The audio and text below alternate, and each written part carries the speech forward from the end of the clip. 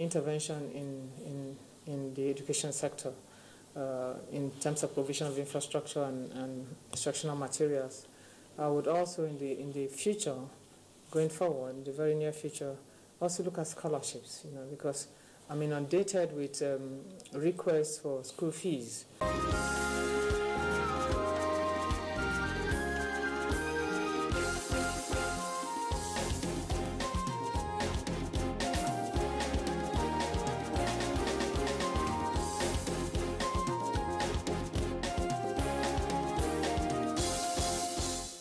That's the program for this week. Join us next week for another package. I am Shegun Ojelade. Bye-bye.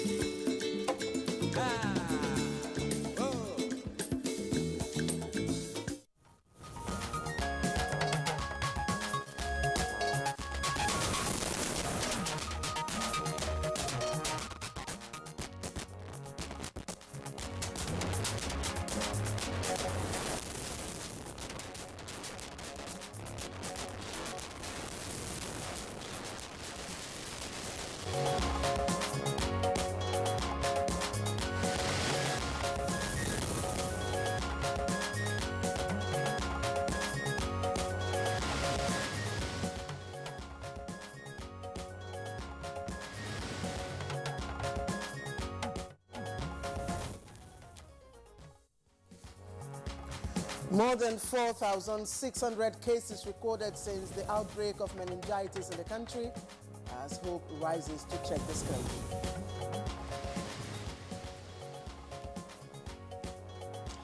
6 days to the April 19th reopening of Abuja Airport, runway debarkation begins.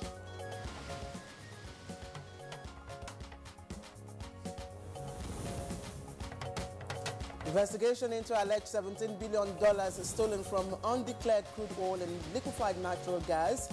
House Other Committee meets international oil companies.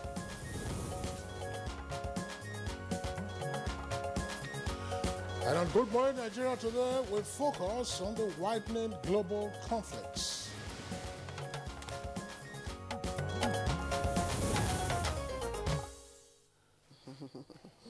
All right, now, days ago in Syria, suspected chemical weapon attack led to the death of at least 72 people, of course, which also resulted in the United States bombing suspected chemical weapon site in Syria. And of course, in North Korea, we have seen intermittent tests of ballistic missiles, which some experts indicate would be or should be a threat to South Korea. And the U.S., of course, has also deployed some of its warships to the sea area around the Korean. In the meantime, the Russian involvement in the Crimea remains unresolved, as well as, of course, the superpower interplay in Syria involving Russia, Iran, and Turkey, and of course the United States. Plus, elsewhere around the world, particularly in Africa, attacks continuing in Egypt, in Somalia, and other terrorist spots around the continent. Indeed. Now, Kingsley, all these, make people to predict or believe that World War III may already be on the brink. But already, of course, there are those who are saying, who believe to the contrary. It takes no more than a spark to light, of course, the fire. And currently, there are lots of sparks flying around the world. Now, even political instability in the European Union as a result of the refugee crisis is also another major cause for concern that's following terrorist attack in France and Germany. Now, distrust and disaffection appear to have also set in the U.S.-EU relations, as the EU accuses the U.S. of, as it were, facilitating the refugee crisis with its activities in the Middle East. Of course, we have seen what's going on in Iraq, we've seen Syria and Yemen, and elsewhere where you have conflicts in the Middle East. Now, the U.S. on its own part also blames the EU for not dealing with the refugee crisis much more efficiently. All right. That situation, of course, is heightened by a few EU leaders calling for an EU-wide army and also its own intelligence service, thereby creating the impression that the US and even NATO are not as trusted as they once were. Well, Claire, indeed, tension has substantially risen around the world over the US and Russia-China relations, the South China Sea, as we indicated a moment ago, Ukraine and the Crimea, and multiple Middle East conflicts. North Africa, South America, extending, of course, to the lingering Iran nuclear challenge. All right. Now, as we look at the widening global conflicts, what really are the issues? Now, is the world about to witness another third world war?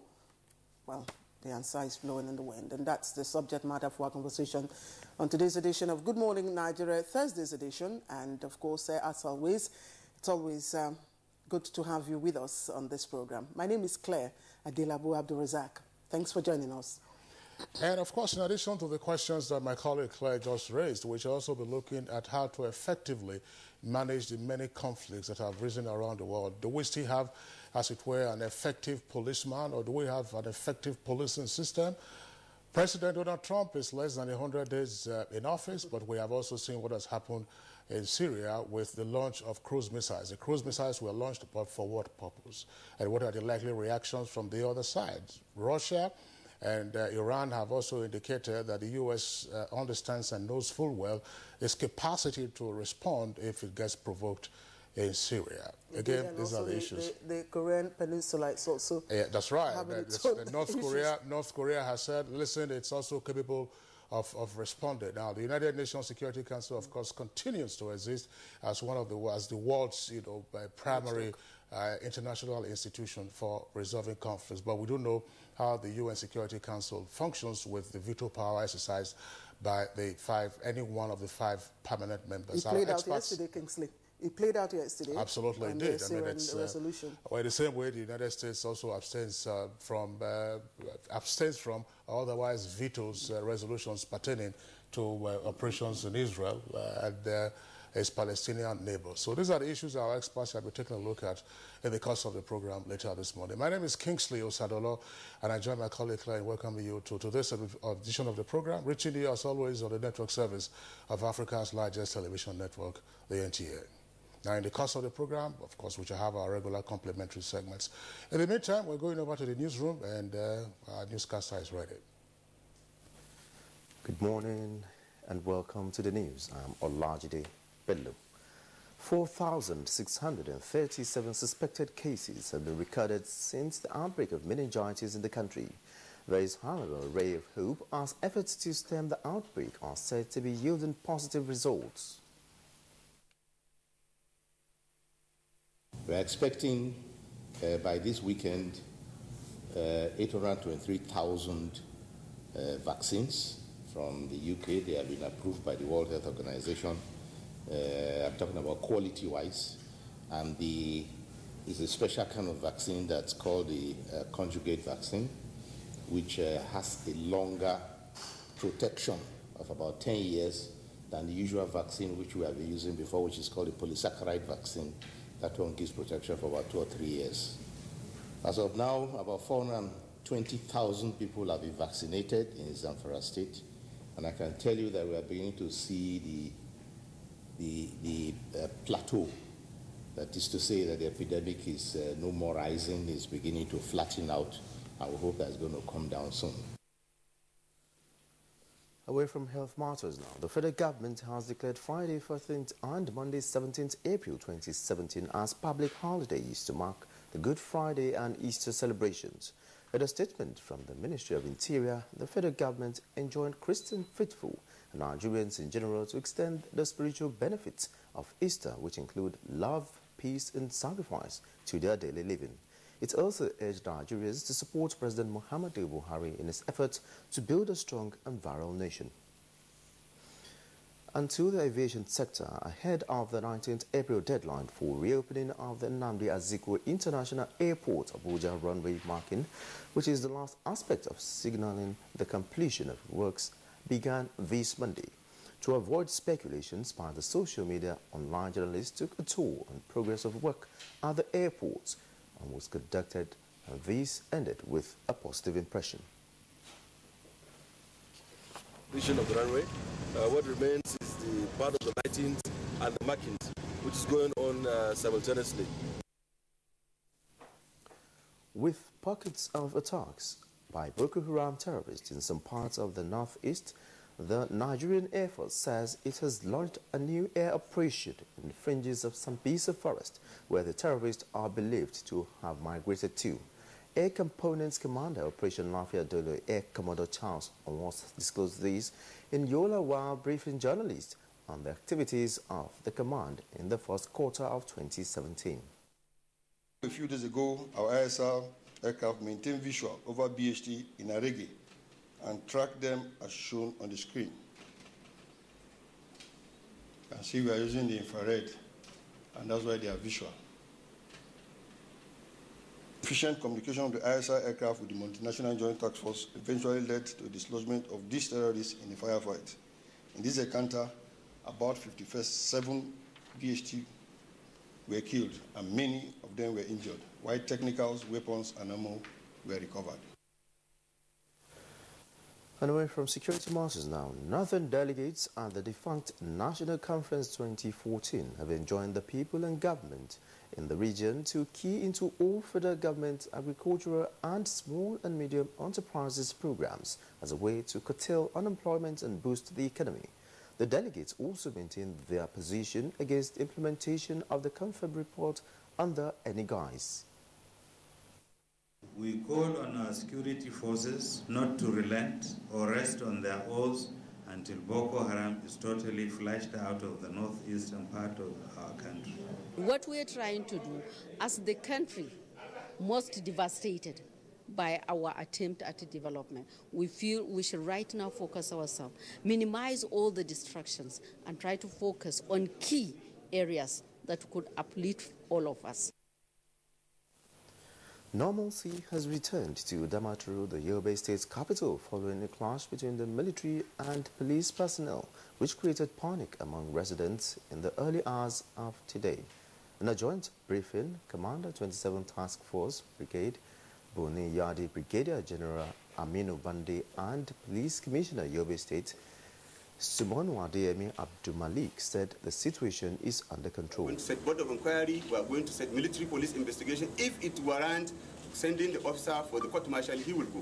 Yet we said what happened on both sides, and we discovered that it's just an issue between two people that has been generated to what we do not like. The National Chairman of the All Progressives Congress, APC, Chief Dio Yegun, has inaugurated two-level fact-finding and reconciliation committees for Kogi and Bauchi State. Every single one of you has been specially chosen. And this is a reflection of the seriousness with which the party takes the disputes in these two states. The ongoing investigative hearing on the alleged $17 billion stolen from undeclared crude oil and liquefied natural gas between 2011 and 2014 suffered setback as some of the major players in the sector could not provide explanations on the submissions they made to the House ad hoc committee investigating the matter. Kindly take a look at the payments. We are not in a position to tell you what those payments are because we don't have sufficient details. Yeah. Exploration, yes. Production, I would need to confirm if we had started commercial production at the time. Although some confirm that, yes, this is from them, but they don't know this payment stands for what. And that's why we are investigating. Well, that's the news for now. Claire and Kingsley will be back after this break. If you hear a bomb explosion or gunshots of an active shooter, that might be a terror attack. At such times, always remember 3 action words: run, hide, report. Don't try to run towards the terror scene to save the situation, because there might be a second bomb blast or another attack. Run far away and take cover. Make sure you are safe first. Yes, it is in our nature to sympathize over the hurt, but remember, only trained personnel can help in such situations. When in a secured environment, promptly call relevant authorities and help will come. For anonymous reporting, call 09630-3250-5 or 0813-2222-106. If you see something, say something. Nigeria unite against terrorism. This message is brought to you by the Federal Ministry of Information and Culture.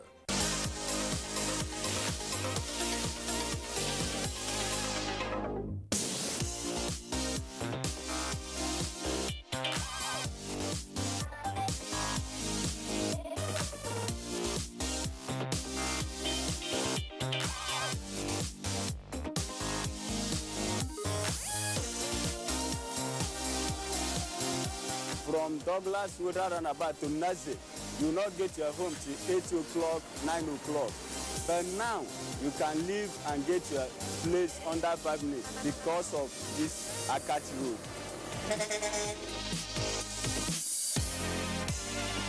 This is a rescue mission project. Invest in IMO. The IMO Rescue Mission. IMO must be better. NTA Properties Investment Company Limited, a subsidiary of the Nigerian Television Authority, specializes in creating comfort in all areas of life, such as real estate investments, that is, land, houses, and office spaces, mass leasing, savings and loan scheme, household items and car loans, and so much more. Other information and entertainment services include Property in Style, a TV program that airs on the network service of the NTA, and also Property Connect, a nationwide magazine. Our priority is to bridge poverty gaps and sustain quality welfare of our clients. Partner with us and watch us help you grow. Pay us a visit today at the NTA headquarters permanent site, Area 11 Gariki, Abuja, or our Lagos office at number 15 Awolowo Road, Ikoyi, Lagos. For more information, visit our website on www.ntaproperties.com.ng, or you can email us on ntap2000@yahoo.com. Call us on 080-2316-3474 or 080-6939-5185 or 070-3189-0555. NTA Properties Investment Company Limited, the much needed help at your doorstep. Let's quickly update you on trending business news, but here are some teasers. Equities market holds a 3-day losing streak on last-minute rally to end Wednesday's trade on a positive note, while also the Nigerian Stock Exchange All-Share Index appreciated by 0.07%. Joy Uzo has all the details. Hello and thanks for joining us on Business News. Naira on Tuesday slipped further to 410 Naira against the United States dollar due to apprehension in the market over supply constraints. The local currency has weakened on both the official and black markets. This is coming as directors of Bureau de Change pledged to cooperate with the Central Bank of Nigeria to help the exchange rate differentials between the official rate and the parallel market rates. The Naira closed last Friday at about 395 Naira to a dollar in the parallel market after stabilizing at 380 Naira per dollar the previous week.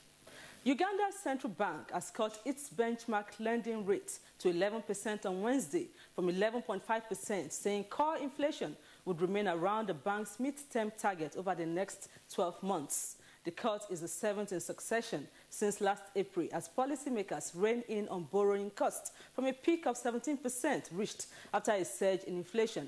Bank Governor Emmanuel Tumisime said there is scope to lower rates further to support flagging economic growth momentum.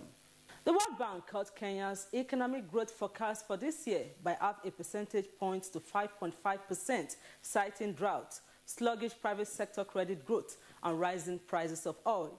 The country is estimated to have expanded by 5.9% last year, the highest annual expansion in half a decade. But the outlook has been hit by months of dry weather that left 2.7 million people in need of food aid and drop in annual private sector credit growth to 4% in February from 17% at the end of 2015.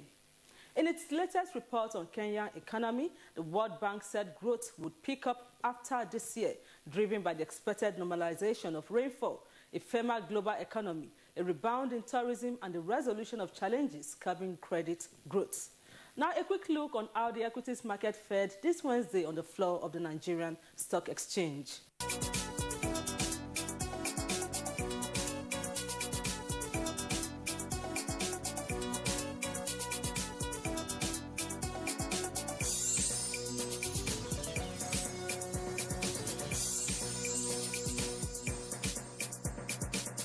That does it on the business news segment. Thanks for watching. Well, thanks a lot, Joy Uzo, for the business package. Next for us, we'll be taking a look at the front pages of some of today's newspapers.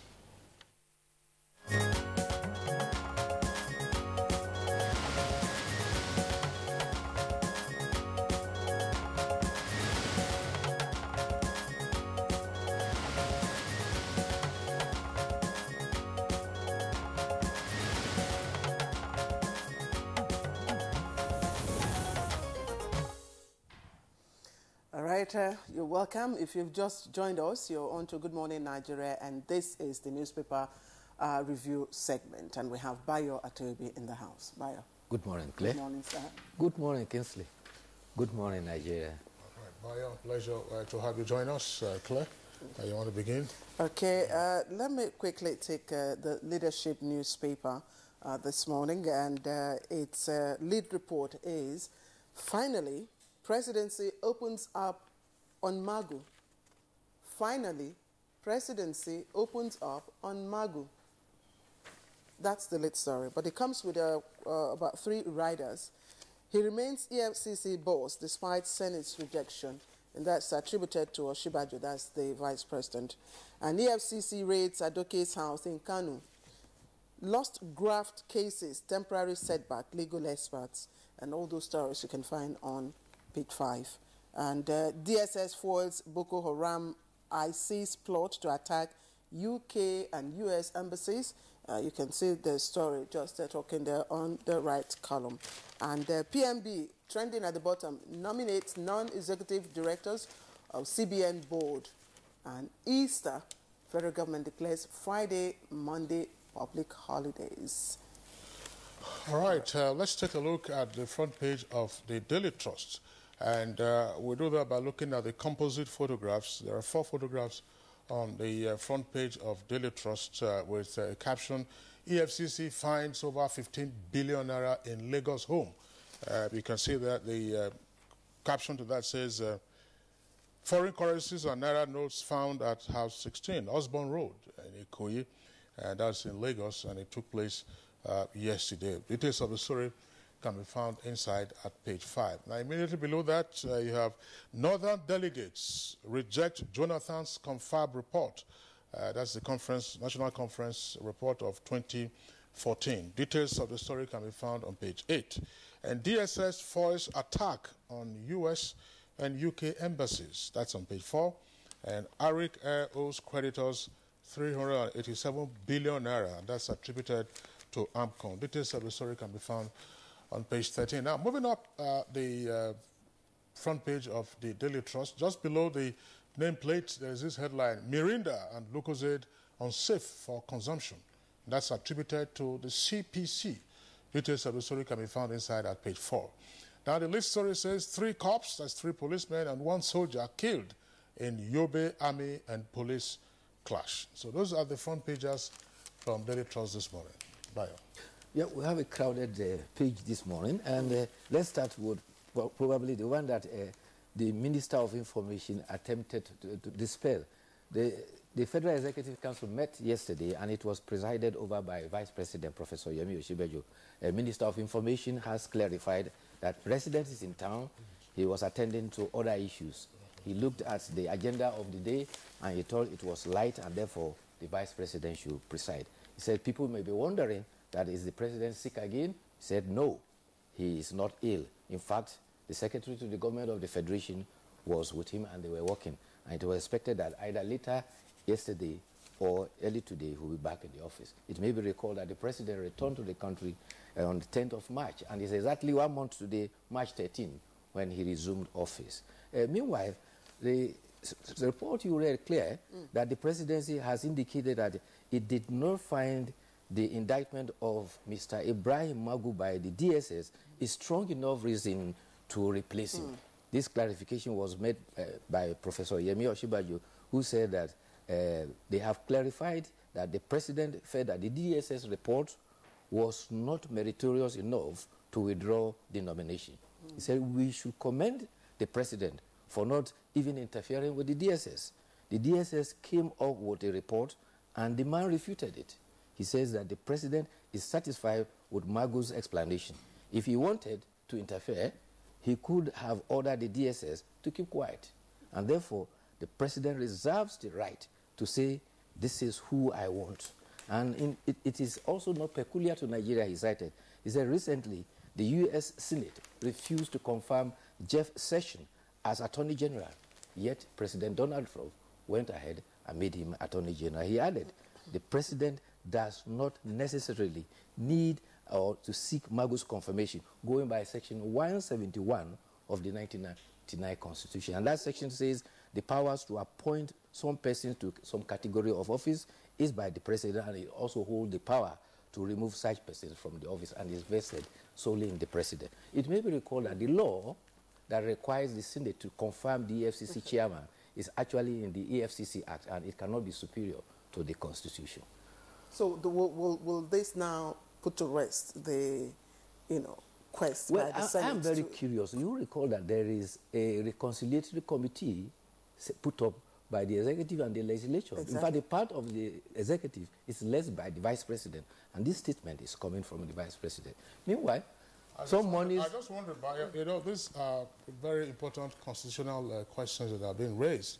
Of course, as you just indicated, there is a conciliation team, also headed by the vice president, between the executive branch, that's the presidency, and the legislature, namely the National Assembly, House of Reps, and the Senate. Now, if you're having this kind of ongoing altercation, perhaps that might impede whatever conciliatory moves there could be. But, if you were to extend the argument to say, yes, the powers of the president to appoint and to remove are inherent in the Constitution, then could it also be that because the president can appoint ministers, and the ministers ordinarily are supposed to undergo confirmation by the Senate, that the president can go ahead and appoint ministers?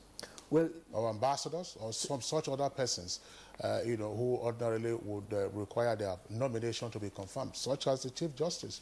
And then if you say, as we have also argued, Bayo, to say that, all right, the confirmation of an EFCC chairman is to be found in the Constitution.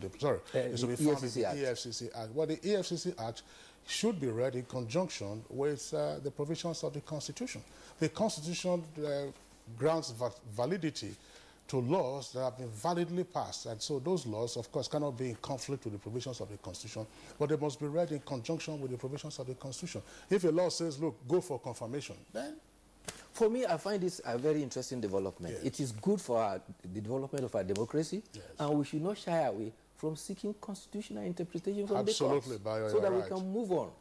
That's right. Right. That's what they call constitutional jurisprudence. Yes. All of these issues are resolved, and then there's clarity. It's not a matter of personal ego. No, it's just seeking clarity so that going forward, you know what to do. Where to go. That's right.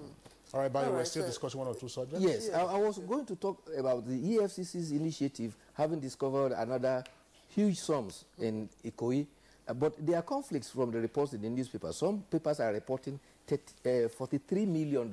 Others are saying $38 million, £27,000 and 23 million naira. You recall that this is perhaps the fifth discovery in a spate of about 1.5 weeks. The first was about 441 million. Then there came the 250 million at Balogun Market. Then there was another 4 billion from a former candidate of being a deputy governor in Niger State. And now we have this one that has been summed up to be a total of about 41 billion.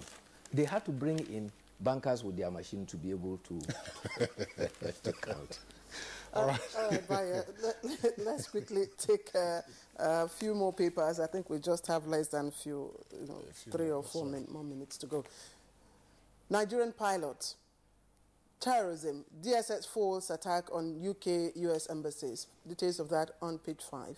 And you see this picture story, and Inspector General of Police, IGP Ibrahim Idris, Deputy IGP Research and Training and Planning, Valentine Tom Chukwu, and Deputy IGP Training and Development, all, of course, with the NAN's president launching Police is Your Friend in Abuja yesterday. That's the picture story there you see, of course, with the, placards there. Buhari absent at FEC meeting, Oshibajo presides. President is not sick, like Mohammed. Bayo has already spoken to this issue. Now, trending stories at the bottom. EFCC raids ex-AGF Adoke's home in Kano. Senate probes alleged 30 trillion naira forex fraud by banks. And presidency declares full support for Mago. We also talked about that. Transcorp rises to a top 500 company in Africa. And the last one there, Senate won't make laws that interfere with religion, Saraki. And that's the outlook of the Nigerian pilot. Let's take a quick look at the front page of the Punch newspaper. The Punch still also has the photograph of the hard currency haul from a home in Ikoyi, that's Osborne Foreshore Estate in Ikoyi, Lagos yesterday. But there are other headlines that we'll take a look at from the front page. Or if we could just scroll up down to see the other headlines. It says, AMCON takes over 3 more Arumemi Ikides firms. AMCON takes over 3 more Arumemi Ikides firms. Of course, that's on page 21. Arumemi Ikide, of course, is one of the major shareholders of Arik Airlines. Now, Senate panel alleges 30 trillion naira forex scam in banks and begins probe. Of course, the story that Claire read earlier, Buhari absent from FEC meeting and remains indoors, they're claiming, but of course, the information minister says there's no cause for alarm. That story from the Punch is on page 9. Now, we won't replace Mago, and DSS report on meritorious. That's attributed to Vice President Oshibajo. Of course, Bayo has already talked about that, and the declaration of the holidays. Let's go very quickly now to the footer of the front page of the Punch to look at the window of other headlines that they have there. Now, 3 killed as policemen and soldiers clash in Yobe. We already read that also from the front page of Daily Trust. Daily Trust is reporting 4 deaths, but Punch is saying 3. And then 10 die, 11 injured in Kogi and Benue Road crashes. All right, Bayo. There's already a joint committee of the army and the police to reconcile the conflict in Damaturu. Actually, a man was said to have breached the convoy of the police. He was manhandled, only to find out that he was a senior army officer. And so the soldiers came and picked up the commandant of the mobile, and they too went to go and rescue them. And then you had a gunshot. And people in Damaturu were particularly alarmed. For a long time, they've not had gunshot in Damaturu, so they thought Boko Haram was back. But a committee has been set up. The other one is... Sorry, Barry, I'm sorry. For the commanders to label the incident as minor, I'm particularly worried about that. People died in that, as a result of that clash. Yes, it is certainly not minor. It's not as minor as the high command of the two institutions, the police and the army, have waded into this. I think they would take serious measures against it. Now, quickly,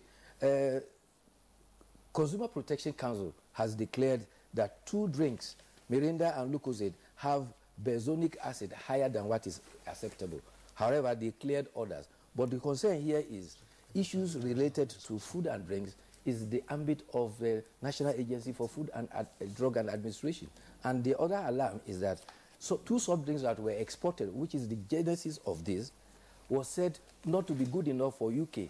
So if it is not good enough for the goose in the United Kingdom, why is it good for the gander in Nigeria? And finally, there is an update in the of the case of the sector commander in Rivers who cut the hair of a female subordinate. Yeah, he has been suspended. That's the female hair specialist? Yes, he has been suspended for that act. The poor lady will now, who had to probably 3 or 4 several months to grow her natural hair, or maybe was wearing a weave-on from Brazil, which would cost between 250,000 to 300,000, has lost that. Well, that's house rent, by the way. But you remember we once discussed that. This attachment also? Yeah, well, it's attachment. Weave-on. That's okay. Weave-on. This men are experts. No. The cost is. I mean, by the way, FIDA has intervened and said that it's okay. All right. Okay. All right, gentlemen. All right, Claire. Well, of course, we can't immediately see yours, but there's no scissors with any of us here. We wouldn't dare that in the first instance anyway. All right, so that does it for us. Public holiday, Friday, and do you Monday. Get to rest? I don't know where, we'll see you tomorrow. But of course, Good Morning Nigeria is on tomorrow, and Ben Bayo will see you tomorrow, being Good Friday. Thank you. Thanks a lot for being with us. All right, it's Good Morning Nigeria, reaching you on Africa's largest television network, the NTA. We'll take a short break now. When we return, we'll look at the multiplicity of conflicts around the world and how to make sense of it all.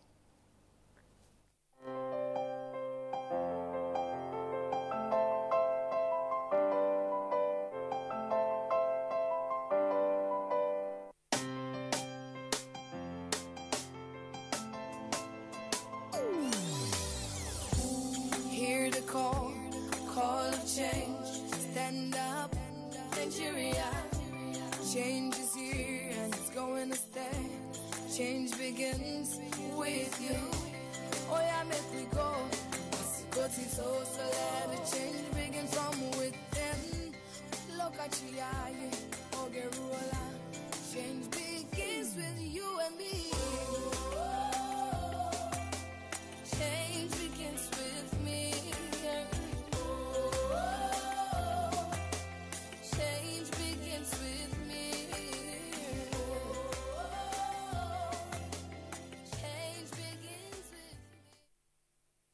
Cadbury Bournvita now comes in an attractive new 500-gram refill pack. Simply open and reseal after use to retain the chocolatey and creamy taste. Cadbury Bournvita. Prepare to win.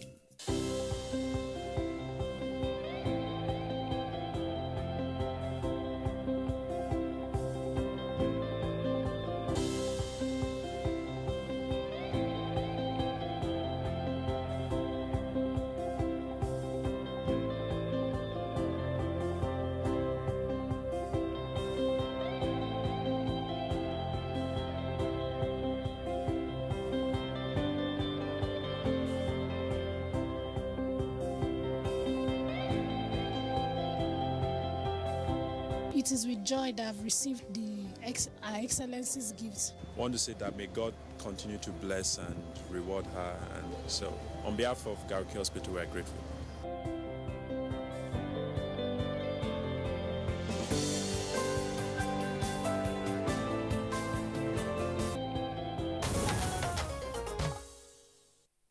We'll now bring you a background report by our correspondent Oyemi Ajayi as the foundation for our discussion on widening global conflicts.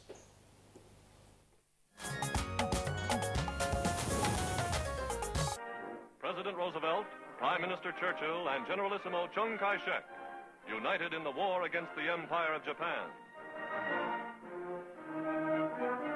In 1941, The then U.S. President Franklin Roosevelt and British Prime Minister Winston Churchill declared that there would be no territorial aggrandizement as a result of the World War II, and the post-war international relations would be cooperative.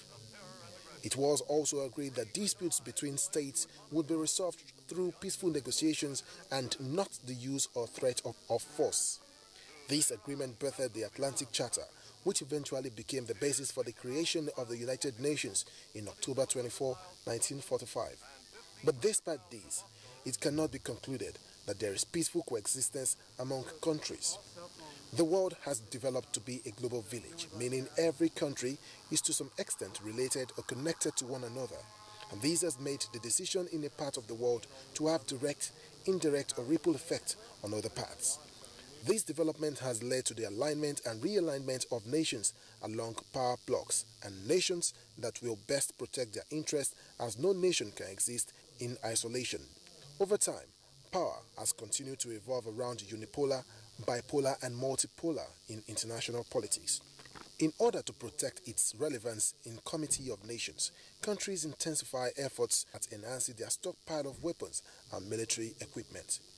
This strategic positioning has set countries against themselves, but mostly in form of Cold War without any offensive engagement.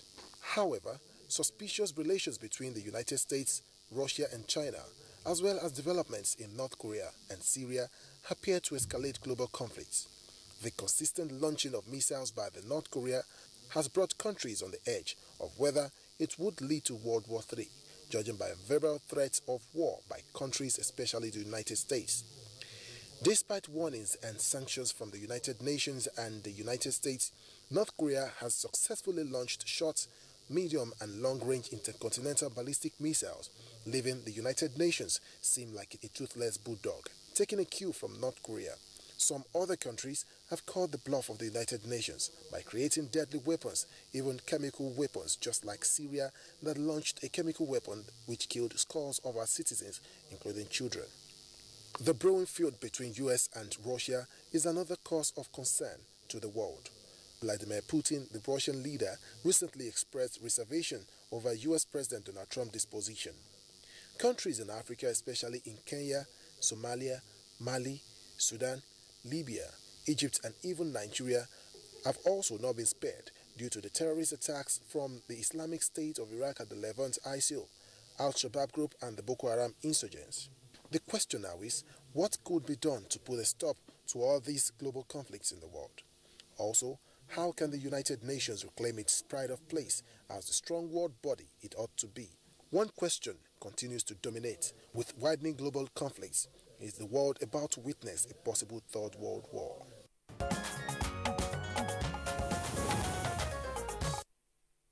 All right, let me amplify the question put forward by, of course, our reporter Oyeyemi Ajayi. Is the world heading towards a World War III? Well, we're being joined in this discussion by the former Permanent Secretary, Ministry of Foreign Affairs, Ambassador Joe Keshi. Ambassador Keshi, it's been a while, but we're glad to have you join us. Good morning. Thank you for having me here.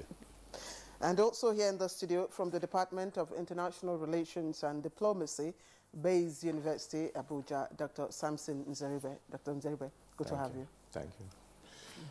All right, and then from our Just Network studios, we have joining us Brigadier General John Temblong, a familiar face on Good Morning Nigeria.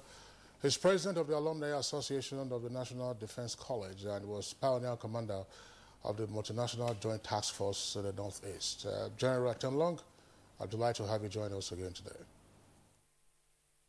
Thank you very much, Kingsley. Good morning, Claire. Good morning, Nigerians. All right, and also joining us via Skype from the U.S. is the chairman of the African Political Action Committee in the U.S. is Dr. Ewa Ewa. He's joining us via Skype. Dr. Ewa Ewa, a pleasure that you are with us this morning. Good morning. All right, so let's begin the conversation, gentlemen, and my colleague, Lady Ambassador Joe Keshi. When you look around the world, depending on the insights that the individual has, it often leaves one these days, with a sense of foreboding, whether in the Middle East, whether in Africa, in Europe itself, that is contended with a number of issues, and then the uncertainty of a president and his presidency in less than 100 days in office. How do we begin to make sense of what's going on? Syria, elsewhere in the Middle East, and so on and so forth. North Korea, you throw that into the mix as well. Well, my take is in direct answer to her question. I don't think we are close to a third world war. My take is that reason will prevail somewhere along the line, as it has always done within the international community, to draw back crazy leaders who want to go to war. That is not to say that we should not recognize the threats that are all over the place. As you rightly mentioned, and in your report, you have North Korea, you have the situation in Syria, you have the situations going on in Iraq, and of course here in Africa. And we should not forget Eastern Europe, Crimea also, which is under Russian control today. All this creates challenges for leaders of today to find a way of resolving these, these problems. But we must also recognize that some of these crises also were precipitated or started by some of the world powers themselves.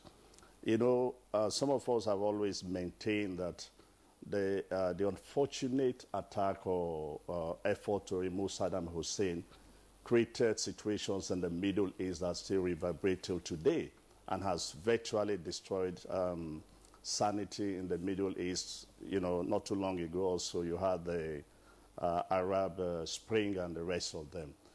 Today, Libya is unstable, more because of what was done in Libya by some of these powers also. But before then, these two countries, Libya, Syria, were really very stable.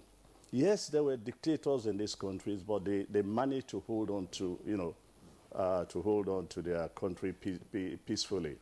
I think the greatest challenge we face today is how to deal with the situation in North Korea. Because it's not just a question of having a crazy fellow, and now you have a president who has sent in warships into the sea. I think when you look at the situation in North Korea, and the Americans are also aware of this, but it's not just a question of hitting North Korea.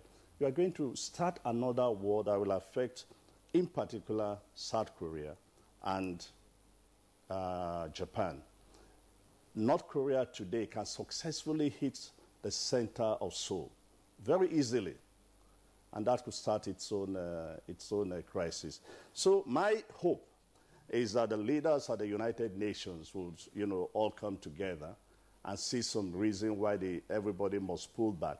In the case of North Korea, there used to be a committee called the Six Nation, negotiating team that negotiated at some point in time with North Korea. I still believe that they need to get it back and begin to talk to the people, to the leadership of North Korea.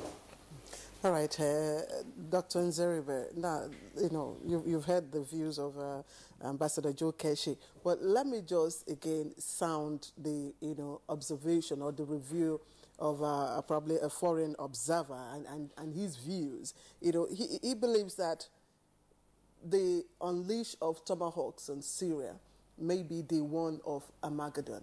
That, of course, the U.S. president had already planned not just to destroy Syria, but also Russia and China in the first place.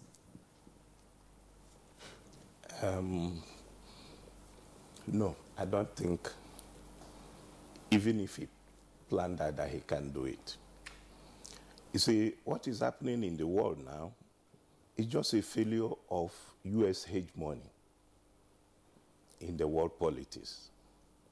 When the former Soviet Union collapsed towards the end of the 80s, US emerged as the sole superpower. And that emboldened them. And there's one force pushing US foreign policy that people tend to ignore. That's the military-industrial complex that are there to gain from every conflict they push US into. They pushed them into Iraq under the pretext that there was weapons of mass destruction, which eventually there was none. Though it took years, the IEA, International Atomic Energy, said there's none, we've not seen any. The committee set up by the UN. And still they went ahead, went into Iraq. As the ambassador rightly said, Iraq is the worse for it today. The world is the worse for it. What was the crime of Gaddafi? Nobody has ever told the world Gaddafi's crime. He went there, disgraced him, murdered him, and now the same pattern is trying to repeat in Syria.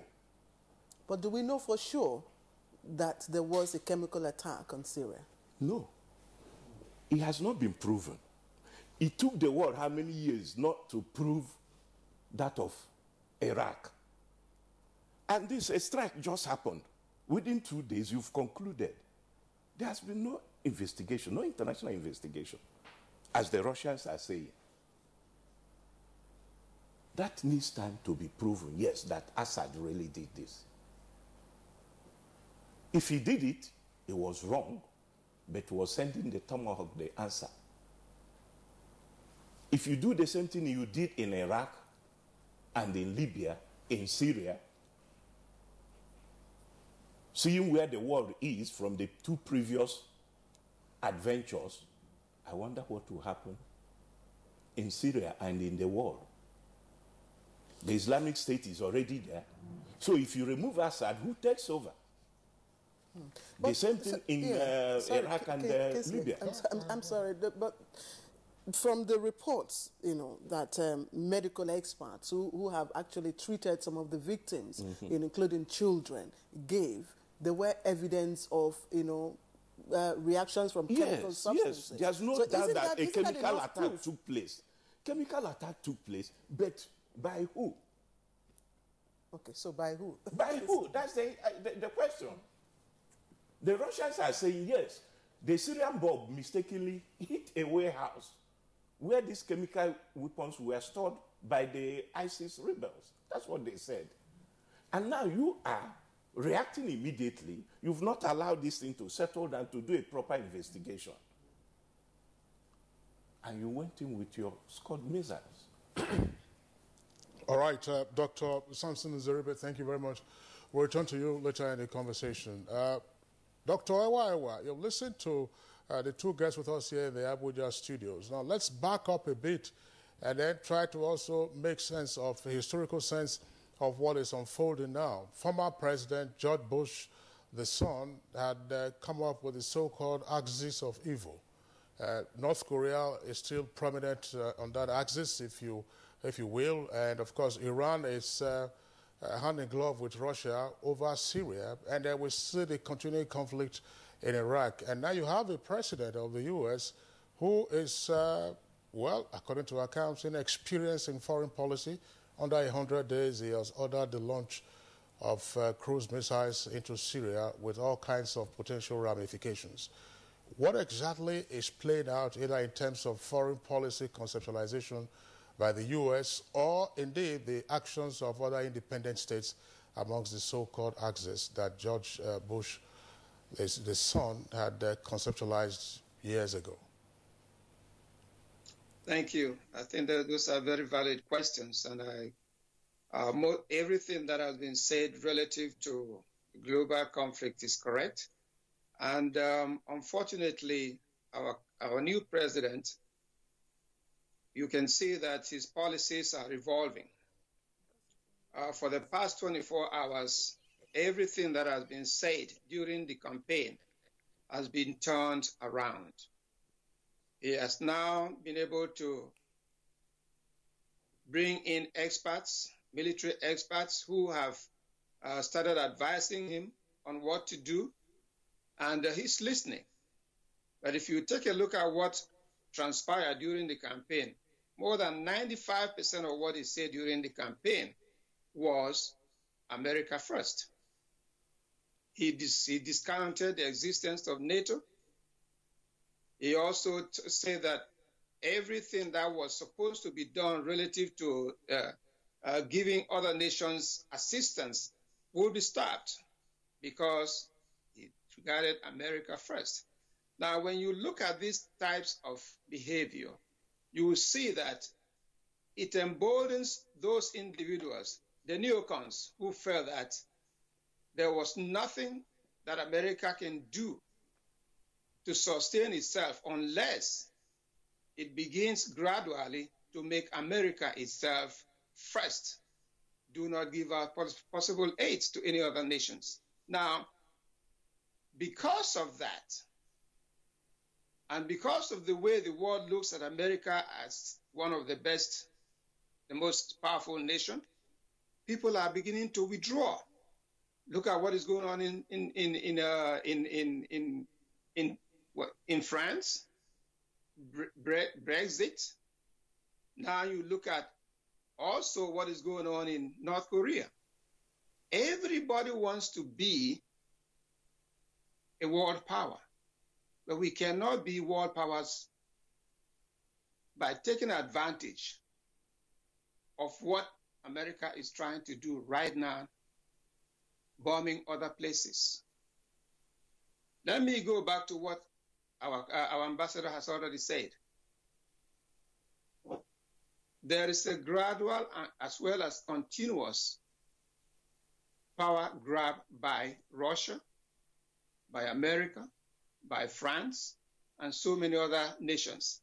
Nobody seems to realize that, yes, when you begin to expand yourself and expand NATO and exclude other nations, there is a general tendency for people to become themselves and say, look, if you cannot take care of me, I'll take care of myself. And this is one of the things that I always think about Nigeria. I will concentrate right now in advising our own leadership in Nigeria to take advantage of what we are learning today. Every country wants to be a powerful nation, taking care of its own. If Nigeria cannot, at this particular time in our history, have its own tentacles and begin gradually to say, look, we should be accountable for ourselves. We should be able to see ourselves as a world power, not only as a world power, but also we can dictate to other folks what we rely on. What is so unique about Nigeria? Nobody knows right now. Look at North Korea. They have developed their strength in terms of chemical weapons. They have one of the strongest armies. Where does Nigeria stand at this particular time? Following up on what our former ambassador said, I don't think there's going to be a third world war. It's not going to happen. Because the expansion of NATO, if it's not one of the best things that has ever happened in this world, would at least deprive a lot of nations from beginning, at least trying to be as stupid as North Korea. I can assure you one thing. Even though President Trump currently has reversed his policies, for the past 24 hours, more than 90% of what he said during the campaign has been reversed. So I don't think in the next future, in the next 1 month, a lot of things are going to happen. And I don't think, and I don't believe that there will be a World War III. NATO is going to strengthen itself because of the fact that America has now begun to recognize it through what President Trump has already said yesterday and today.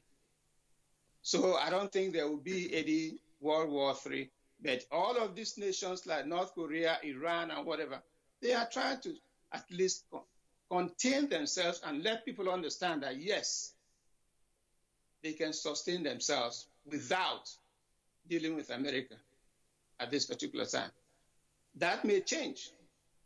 The only thing that I would say should be done will be, number one, for these nations to sit down, bring Russia to the table, let them understand the significance of cooperation so that these other countries that have nuclear weapons will minimize its use.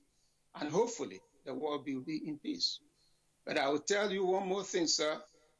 Nigeria should learn a lot from what is happening and begin to consolidate itself, become more accountable, and do something that the world will recognize that, yes, Nigeria should be a leader or the most leading nation in Africa either through strength, militarily, economically, and socially. Thank you. All right, Dr. Ewa, thank you for your contribution. Let's go to Jos Network Center and probably have a practical experience from Brigadier General John Temblong. Well, I don't know what you think. Russia has been accused of being complicit in this whole exercise, considering the fact, of course, you are saying that the base from where the chemicals, weapons were launched, were under the watch of Russian military. Well, thank you, Claire. I think you should understand that Russia has had a long-standing relationship with Syria since the days of the Soviet Union.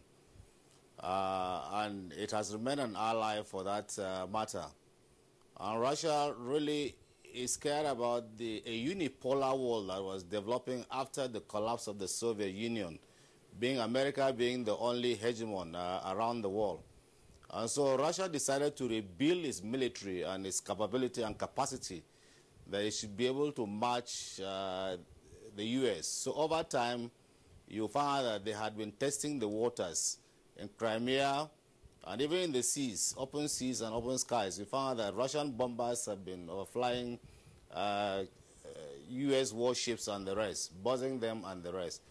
Now, the situation in Syria is that the U.S. is angling for a regime change. And I think from what the other speakers have spoken, you find out that you go into a country and remove the leadership.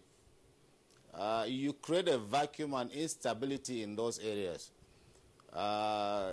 Iraq is a clear case, Libya is a clear case, and those are the ripple effects that has even happened to Nigeria here, where you have stable government, whatever they were, whether they were axis of evil or anything, a smooth transition, even in government, even in U.S. with a long history of democracy, you find that there were a lot of changes. Trump is struggling to get his feet on ground now. You've heard Dr. Ewa said he has actually reversed all his campaign promises, and the reality of governance is down on him. So the situation in Syria is quite serious because, yes, there was chemical attack. You have launched cruise missiles into the country. But what is the strategy to continue from there? And what is the end state? Is it still regime change? Or what do you want to achieve? And so U.S. is yet to articulate a clear strategy as to their involvement in Syria, just sending 59 cruise missiles in there, or what do you want to achieve? Are you going to put boots on ground? Are you going to remove Assad? If you remove him, who takes over from him? Now, if you remove even Assad, you find that the government is around Assad itself, because that has been for years, from his father to him now. And so what are you going to do? Are there people who are ready that will be able to take over from Assad? Or is it these rebels that some of them are Al-Qaeda, some of them are ISIL members that will come back and take over Syria? Will they be able to do that? Or like what they did in Iraq to disband the armed forces, disband the police? Now you have people who have 30, 40 years experience in those areas. Then you come and bring in new people to run an army. And they are the ones who went back to be in ISIL. And they are dealing with the regular armies who have less experience than them now.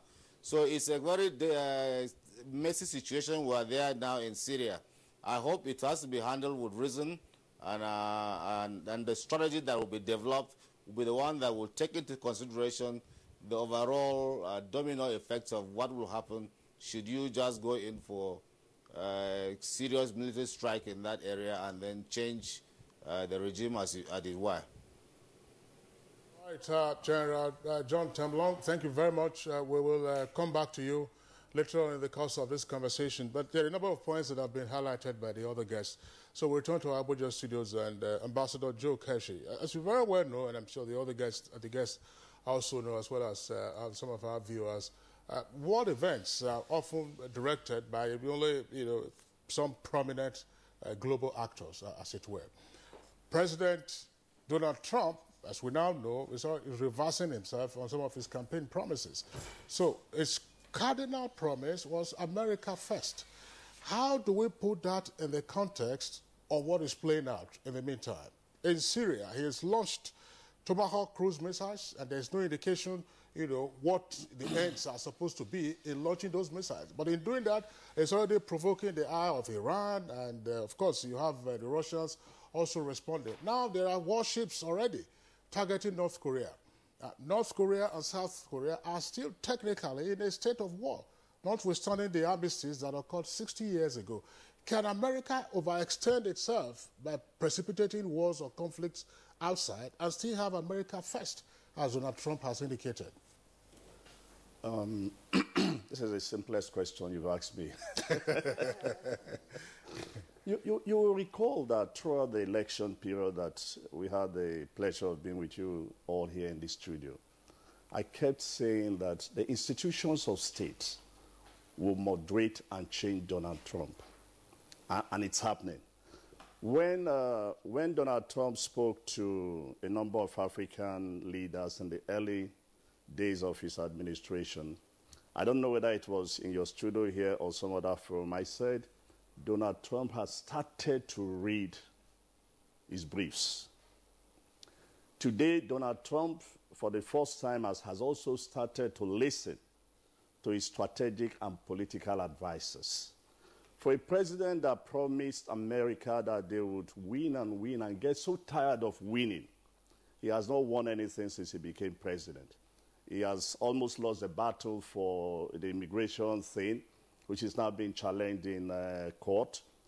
He lost the effort to repeal and replace Obamacare because actually all they had was to repeal. They had nothing to replace it with. So there was nothing he has done that he has actually won.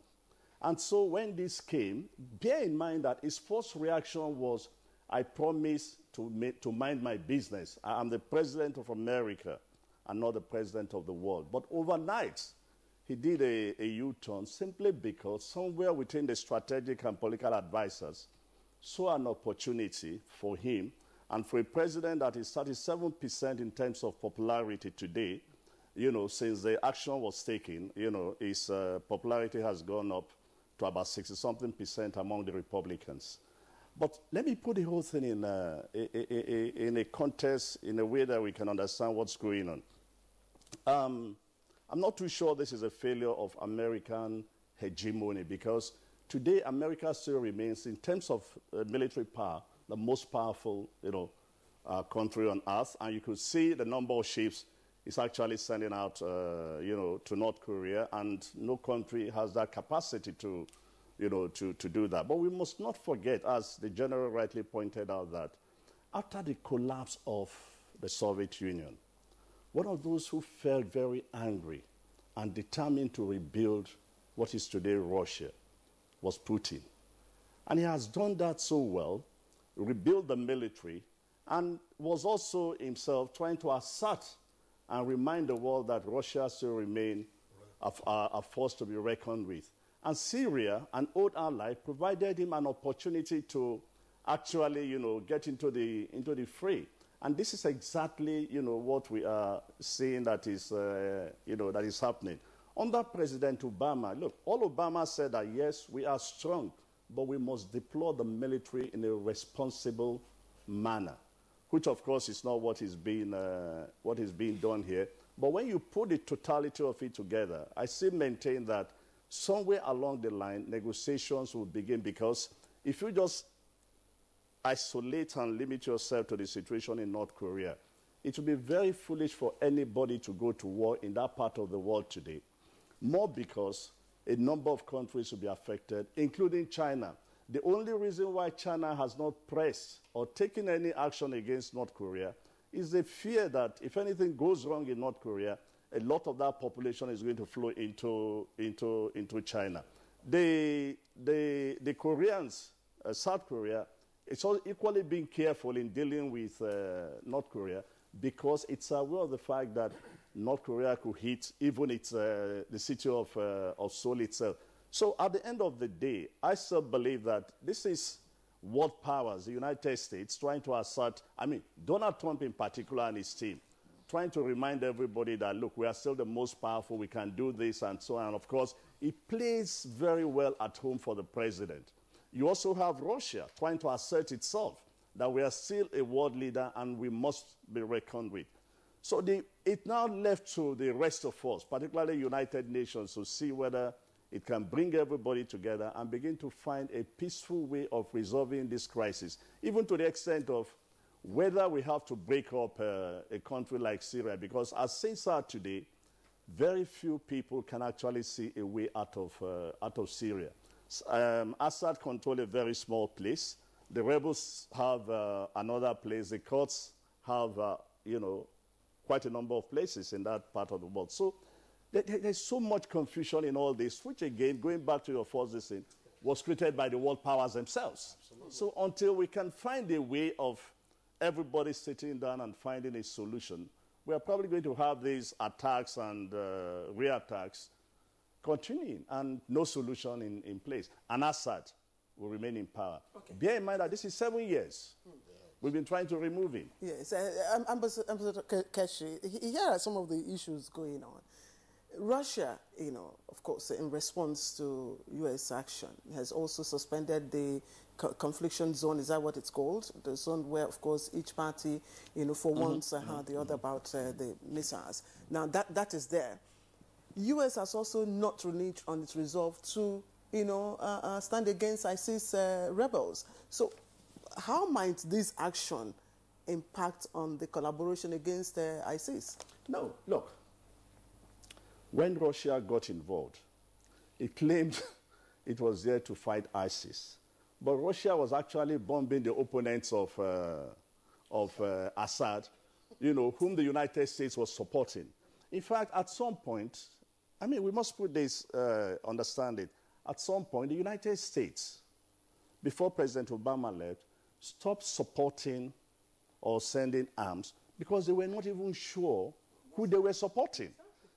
Today you're supporting one group. The next day you find out that group is, Well, Ambassador Keshi, you've made some point, but let's bring in again Dr. Samson Zeribe. Dr. Zeribe, you see, the more we seek to evaluate what's happening around the world, particularly now, say, in the Middle East and North Korea and elsewhere, the question arises, are we also not seeing a failure of international institutions? And therefore, this crisis that we are seeing will linger for a long time. Look, the Arab League is silent. In the meantime, Syria is being reduced to rubble. Nobody hears about Yemen now, but Yemen, of course, is not on its feet. Look at what is happening in Libya. Libya is a failed state, practically, as we all know. Egypt is struggling, to be on its feet. Saudi Arabia, of course, is quiet. At some point, Saudi Arabia deploys its forces or its platforms, to hit against ISIS and so on and so forth. The EU is grappling with Brexit. NATO, of course, is contending with what Trump had said. So, if international institutions are failing, and the U.S., of course, is not the sole hegemon as we once knew it, what does this mean in terms of trying to think through what is going on and then profile a solution? Because the point has been articulated that, look, at some point there will be, a roundtable. But who is going to provide that? And before you do that, how much more will the world suffer and lose? That's why I said at the beginning, it looks like a failure of U.S. hegemon in the world. The problem started when the Soviet Union collapsed. All the assurances Gorbachev extracted from the West jettisoned it. Immediately, Soviet Union collapsed because Gorbachev was carried away by the euphoria. Gobi, he was handsome and all those things. Gobi, he was dancing to it, not knowing this is politics, international politics. I could say he was naive. Now, you said, at the collapse of the Soviet Union, the Warsaw Pact disbanded naturally. That's right. What should have followed was either disbandment of NATO or reorganize NATO to focus on other areas and not military buildup. One of the promises they made to Gorbachev was not to expand towards the east. which they have reneged, they are now at the doorstep of Russia. Yeah. And as Henry Kissinger said, he said that American diplomats lack the knowledge of history, that they keep on reading law. That international politics is not only about argument. You need to know history. That if their diplomats read history, they would have known better than to meddle in Ukraine. They should have kept away. So you bring your forces round about Russia and you want them to keep quiet. The Crimean issue, Crimea was originally a Russian territory given away by Khrushchev, who was the president then, the Soviet Union, though he's a native Ukrainian, gave it away. So anybody feeling that America will come into Ukraine, Ukraine become a NATO member, and then Russia watch them take their naval base, it won't happen. It will not. Russia will not do it.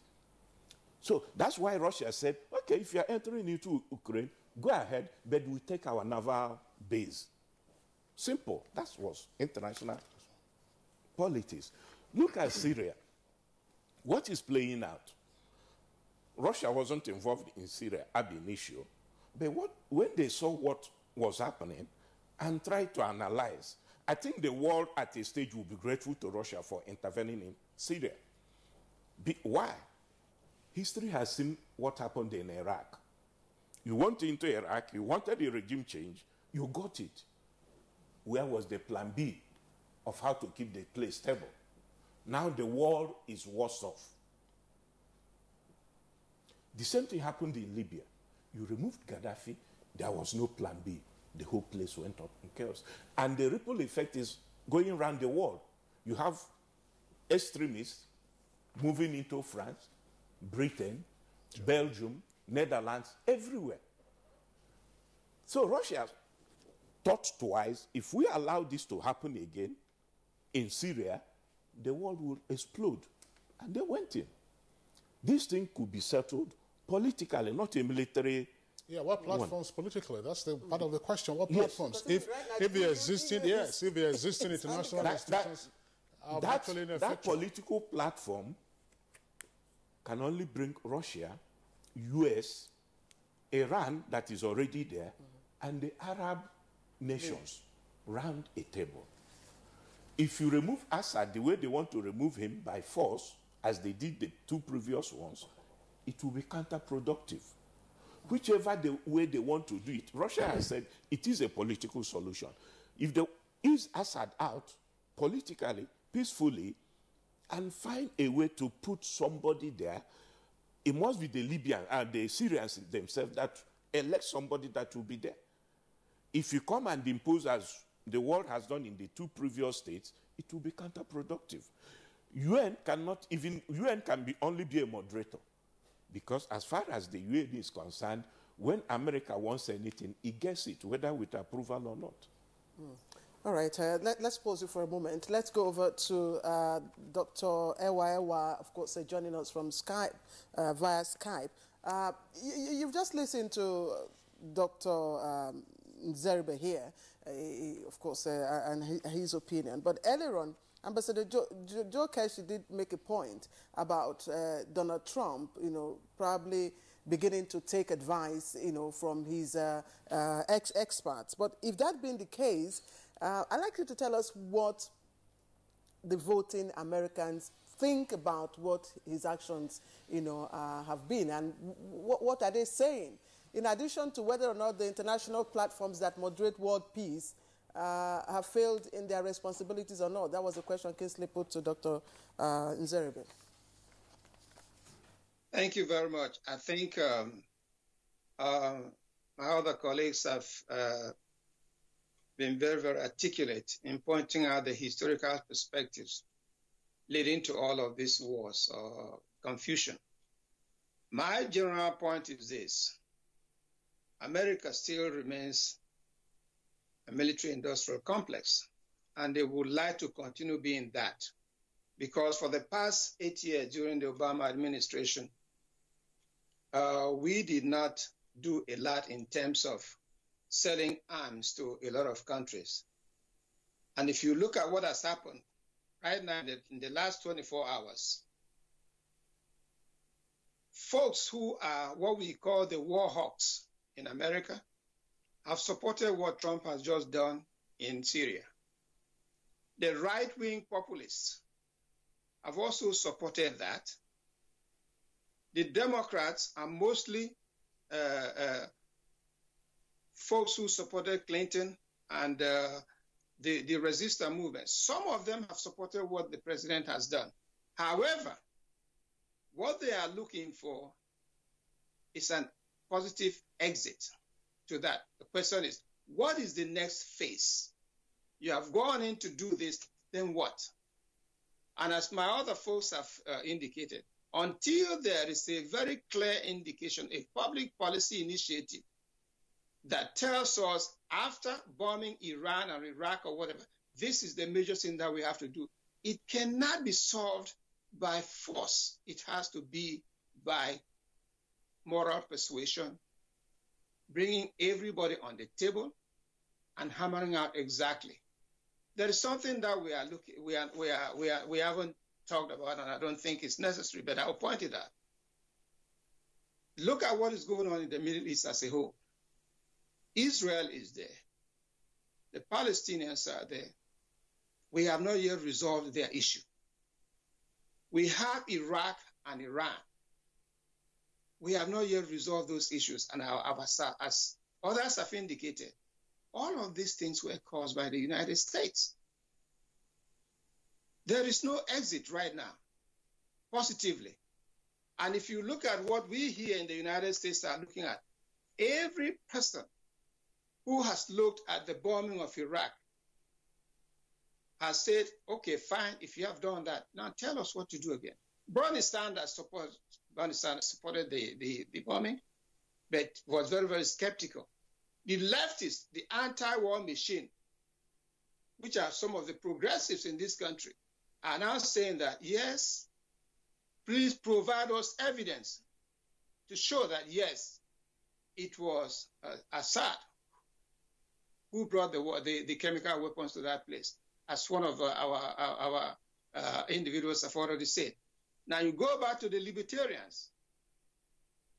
All of these groups are standing behind the president, positively or negatively, relative to what their ideology is. I think it is based upon this that the president reversed most of his campaign promises relative to America First. I will support seriously what others have said, that until we are able to come out with a concerted effort that brings some of these parties back to the table, it will not be very, very possible to have peace in the Middle East. And if the president of the United States reverses his pronouncements, it will be a very, very good thing. Unfortunately, that is also going to lead to the expansion of NATO, which one of our discussions have already helped into. The question is, at what point would we convince Russia or even the United States to please forget their hegemony and say, for the sake of peace in this world, how do we come together? And until this is done, I don't think we're going to have peace. But I would say this, there will be no third world war, because nobody wants to drop bombs or nuclear weapons on any other person. Look at Pyongyang, China, and Russia at the same time. It's impossible. But I would support the fact that nobody should be prepared to go to war unless moral persuasion is exhausted to bring all of these parties together. We in the United States, even if you turn on the television today, it is the same discussion that you are having, that we are having here. Where do we go from here, fellow Americans? Do we support Trump and go to war? No, nobody wants to do that. If the polls came out about maybe yesterday or so, only 16% of the folks say yes, there should be war. more than 60 to 75% say that we should not bring American folks boots on the ground, whether it is in Syria or anywhere. So these are the kinds of things that are actually making the president listen more carefully before taking action. I hope this continues. Dr. Ewa, thanks a lot for your comments and then your optimism that, you know, there's been a report lately that President Trump ordered the launch of the missiles on Syria based on the advice from his daughter. So we do not know whether she belongs to the inner circle to be advising on the launch, you know, if you were to touch the nuclear code buttons. But that's one other issue. Now, as for the military contractors who are already jubilating, that's the same way they jubilated in 2003 when President Bush, the son, went into Iraq. And, of course, the analysts here have indicated that the entry of the powers into Iraq, including, of course, Tony Blair, who ignored public opinion in the UK and then went into Iraq, and we all see the consequences of what is unfolding. Now, let's take our reactions now from our viewers. Otega Isemwede says the widening global conflicts are the result of greed and evil-minded persons because it benefits the arms sellers and the politicians. He has a second one. All right. It says the only way to tackle this is for people to continue to build bridges of understanding and tolerance and to do away with power greed. Okay, there's one here coming from Oscar, and there is just Kingsley. That's not supposed to be there. Okay. All right, let's quickly go on now. Eze Chukube tweets, the widening global conflict. The world is a stage managed by some few people who lack conscience. And then Sonny Michael Amakoji says that the global conflict is a concept encouraged by advanced nations which avail them the opportunity to sell their weapons. And Tunde Emmanuel, global conflict will continue to deepen because of globalization, which is primarily about domination and access to global resources. Festus Akimboyewa tweet says, sad that we are now living in a fragile world caused mainly by rich nations creating poverty in many nations through trade manipulation. And Chris Simon tweets, conflict is inevitable, but we don't pray for Third World War. Andoaka Veshiba has this tweet, joblessness is the main cause. It is the idle people that they use in conflict situations. Give the youth jobs. All right, and Festus Akimboyewa tweets, there will always be conflicts in an unequal world where majority live in poverty and the wealth and opportunities are in the hands of a few. Tunde Emmanuel, global crisis is as a result of the technology-based Cold War amongst the superpowers. Nigeria requires high-tech capacity to survive. And again, Sunny Michael Omakuji tweets from investigation. It has been uncovered that terrorism is financed by some of those nations aimed at advancing their cause. Chris Simeon, UN leaders should come together, set up a platform by trying to resolve this antagonistic interaction between these conflicting nations. And Mahmoud Haman tweets, the spate of conflicts in the world is due to the absence of honest and credible statesmen and abuse of the obsolete veto power by USA and Russia. And Kingsley talking about veto power. Oh, right, of course, that's, yes, we saw what played out at the UN Security Council, 5 permanent members. Nigeria, of course, is being canvassed as a member to represent Africa, but still we have 5 permanent members, each of them at any point in time, depending on where their strategic interest lies, exercising the power of veto. But let's play this back and then you listen in on what went on in New York yesterday.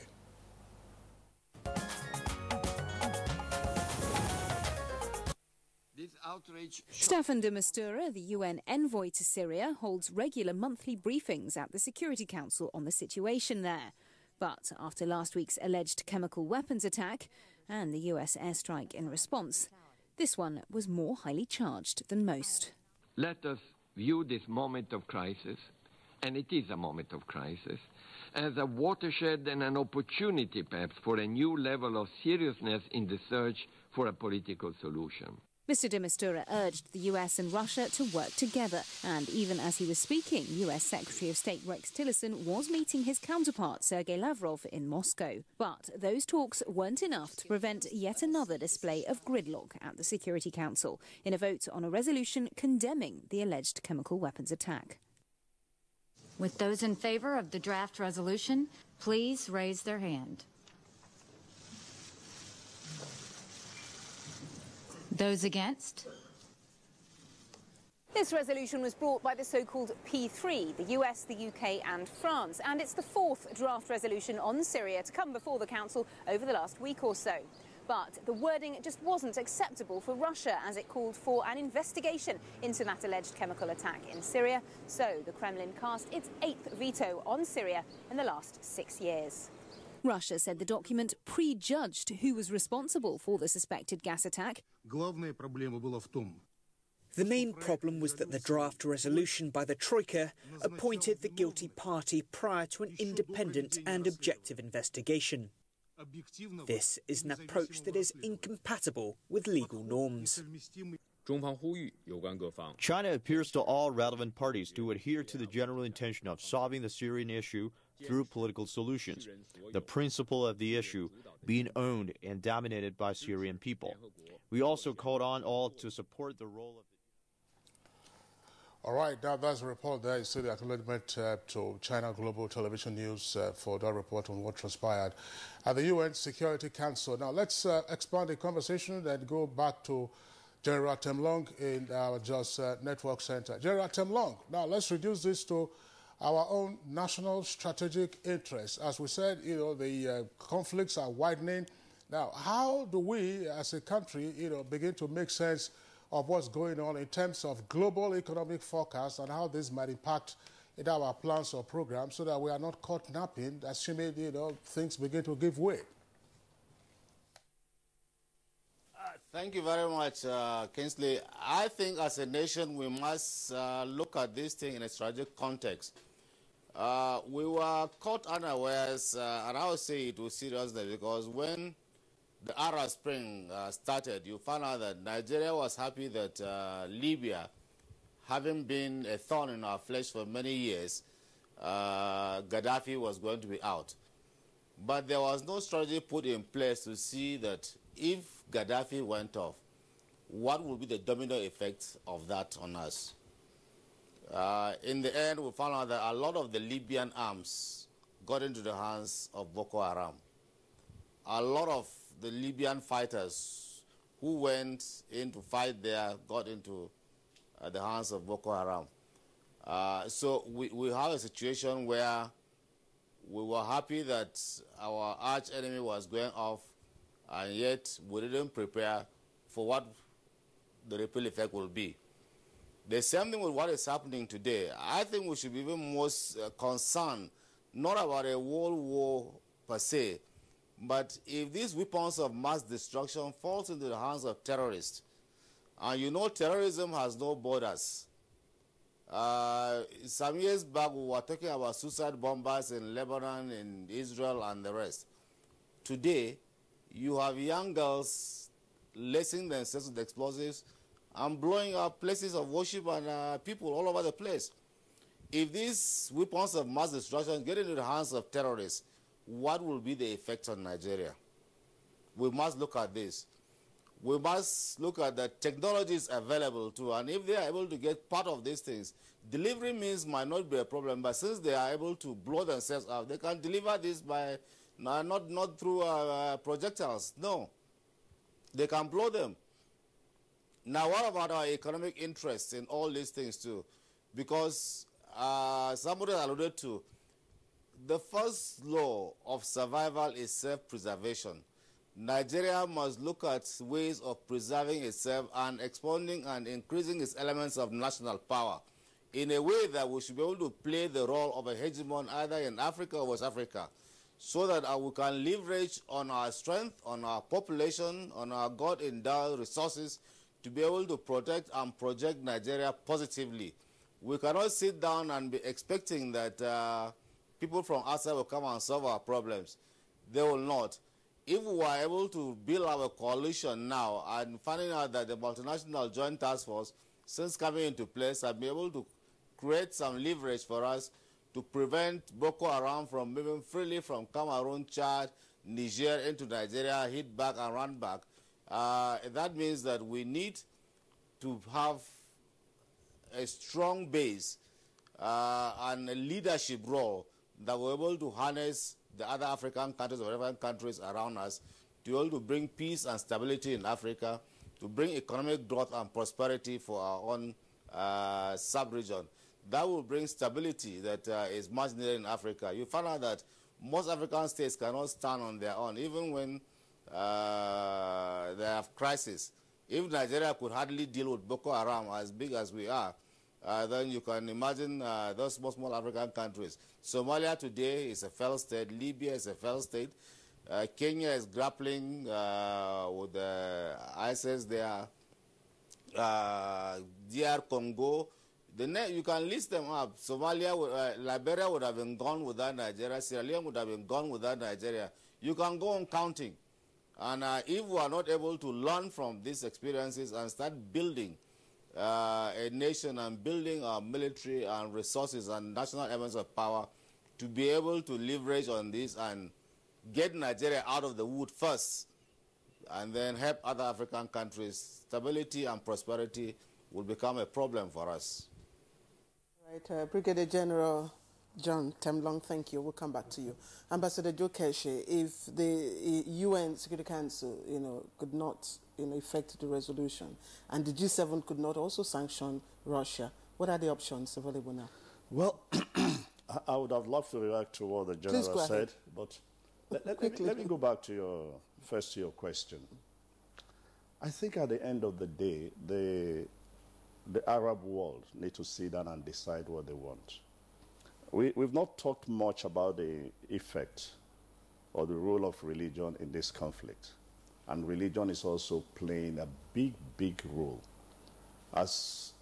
Because of the competition, or I don't even know what the word to use, between the two major Muslim groups or Islamic groups, is it the Shias and the Sunnis? It is playing a big role in this crisis.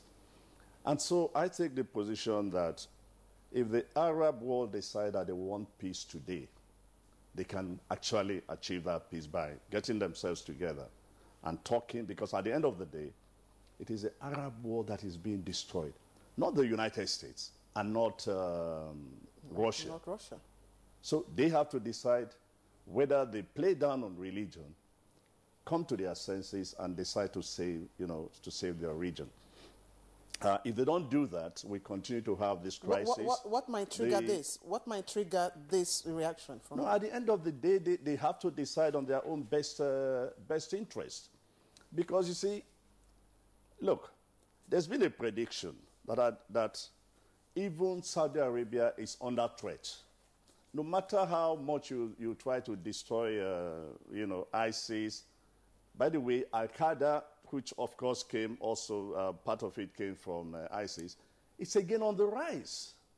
So if these nations do not come together to address these seeming problems, they are just going to find out that the crisis will move from one country to, to the other. I mean, that's almost, certain. But with regards to this country, look, there's no military intelligence officer today that would tell me that they were surprised or they were caught unawares, or this country was caught unawares with the inflow of arms and ammunition to Boko Haram and so on. Because we knew years ago that even the arms used in Liberia, Sierra Leone, and other parts of West Africa, that they were coming from Russia through Burkina Faso to Sierra Leone and Liberia.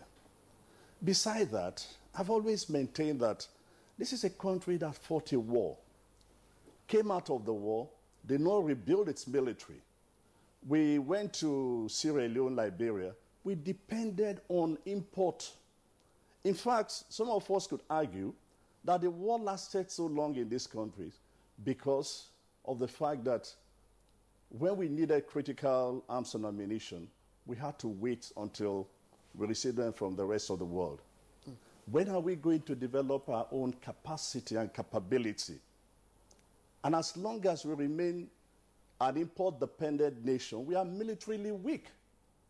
If tomorrow some of these nations decide they are not going to give us arms and ammunition, what do? We have DEFCON in Kaduna. It was built about it started about the same time, maybe just, with that of Pakistan, Brazil, India. Today, these are nuclear powers. We are producing furniture in our own military, So we just got to be serious in building up our military capability.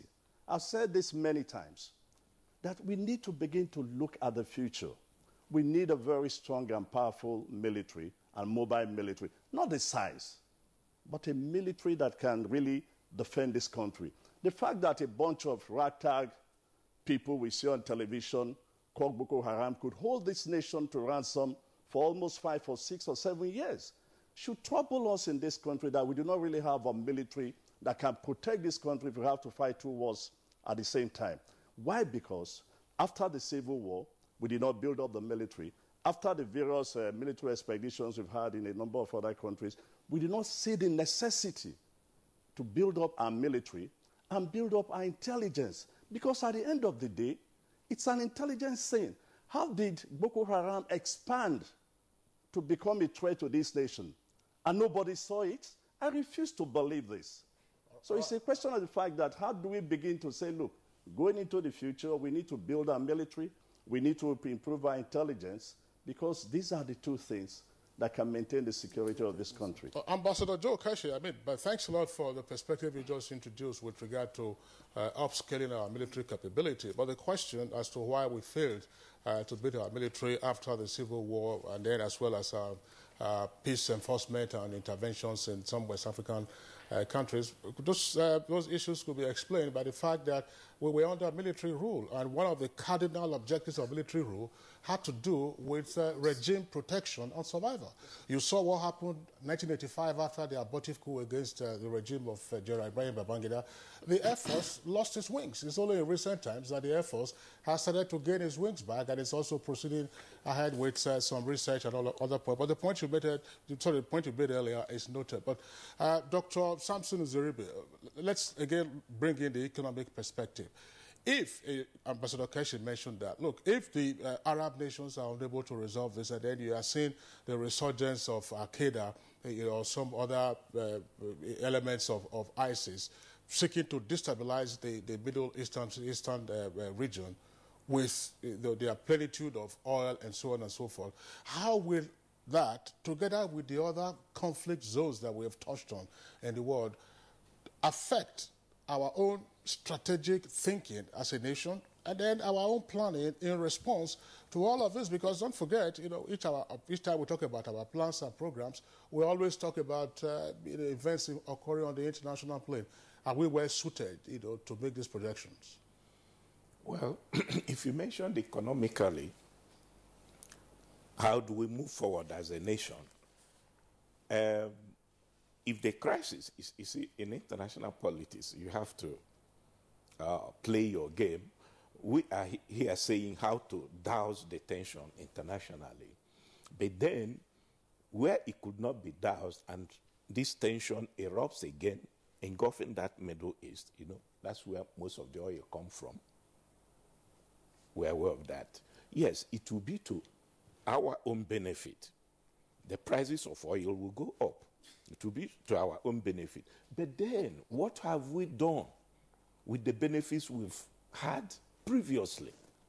We've done nothing with it. So, I would rather feel that the world is a safer place for everybody, and then we channel our economic development through other sources, rather than depending on conflicts somewhere else for our leaders to think. Coming to the arms issue, and there's no doubt now, the military-industrial complex in the U.S., let me use the U.S. in particular now, is the driving force behind any U.S. government. Anybody that doesn't recognize that is just dancing in the air. Don't forget, Dick Cheney was vice president, and he was a top-notch in Halliburton, a military-industrial company. So what they do is that every crisis that is brewing, it is either they brew that conflict, establish it, and let it escalate. Yeah, but that's Dr. Nzeribe, that's part of, I mean, let's just assume they're pursuing their own interests as military contractors. And yes. My question is, for us as a country, Nigeria, watching these global events, including what's happening in the EU, yes. If you watch the UK is reaching out to Saudi Arabia, reaching out to China, reaching out to India on account of what they perceive to be their potential losses from yes. Brexit. So how do we respond to all of this? Are we going to be sitting ducks? Do we now begin to think and say, look, let's watch and then let's see how we respond so that we can factor that into our planning? Yes, Dr. Nzeribe or Ambassador yes, that's equally the problem. That's where leadership comes in. Now, if we say, because these things that we are talking of, what is happening now and in the near future, are we saying, okay, let's go and beef up our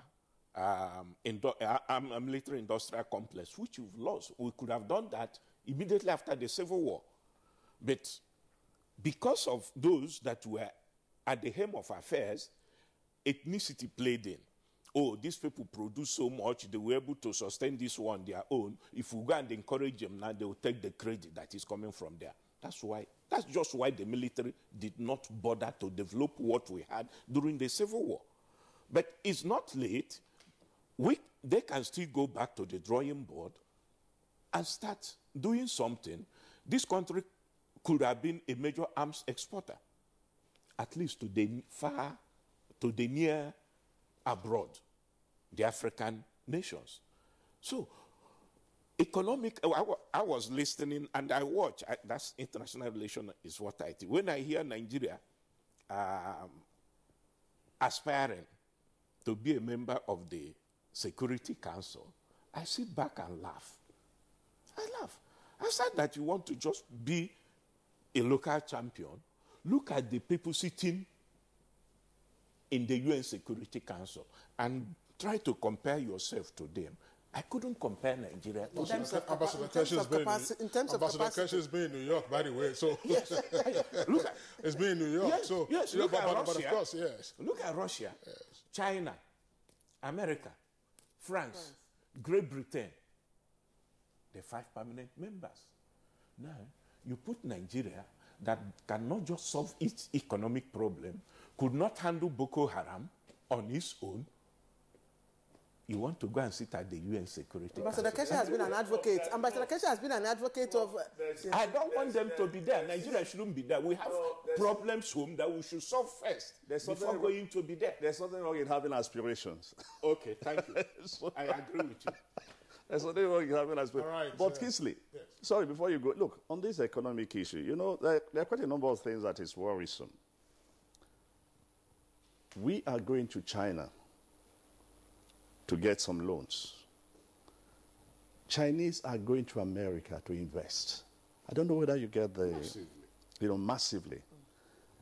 As you rightly pointed out, the current British government, following their decision to leave Europe, are going to China and attracting investors.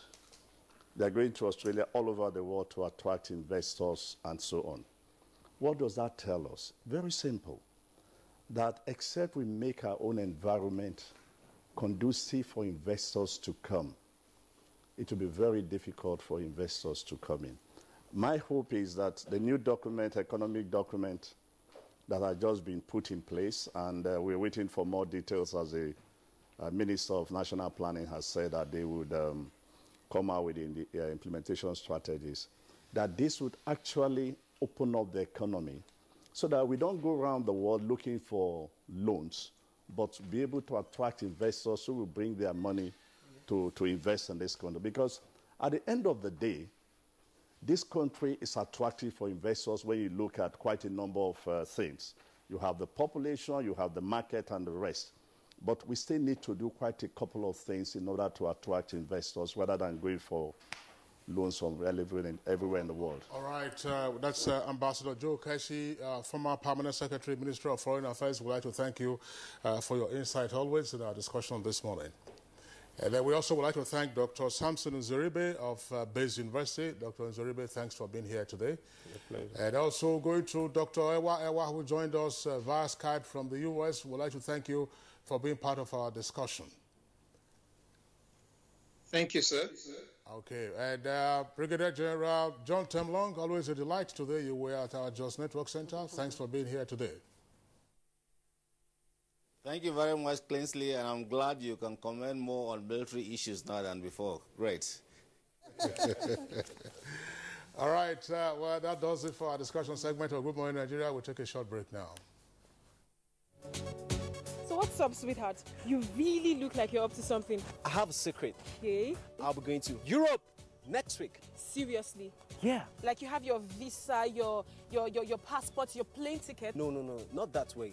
Some men are helping us. We pay them, they take us through the desert, and then we cross the sea into Europe. The desert, the sea. Isn't that the route where many have died? Yes, it is indeed a very dangerous journey. In 2016 alone, 4,900 people died while crossing the Mediterranean Sea to enter Europe. Many were Nigerians. For the very few who survived the journey, they are forced into prostitution or other crimes just to survive. Eventually, they will be arrested and deported to Nigeria.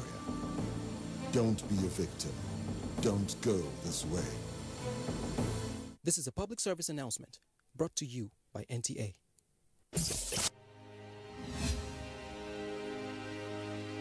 NTA Television College Jos, an affiliate of Ahmadu Bello University Zaria, has maintained her reputation of putting together courses that are highly relevant to manpower needs of the broadcast industry. The college has put together 3 core courses for 4 weeks on computer networking for television for the engineers in the broadcast industry. Date 17th April to 12th May 2017. Registration fee 80,000 naira with accommodation. Also, a 4 weeks course on English grammar and pronunciation for broadcasters, presenters, scriptwriters, news editors, journalists, and master compares. Date 22nd May to 16th June 2017. Registration fee 80,000 naira with accommodation. TV College also has a 4 weeks course on specialized reporting to cater for those that want to learn the skills of reporting from judiciary, crime, conflict zones, environment, business, natural disasters, politics, and health. The course will teach you the ways to write and handle stories with peculiar situations. Registration fee 80,000 naira with accommodation. Date 19th June to 14th July 2017. Venue of all courses will take place at NTA Television College, Rayfield, Jos. For more inquiries, contact us on 0806 980 9807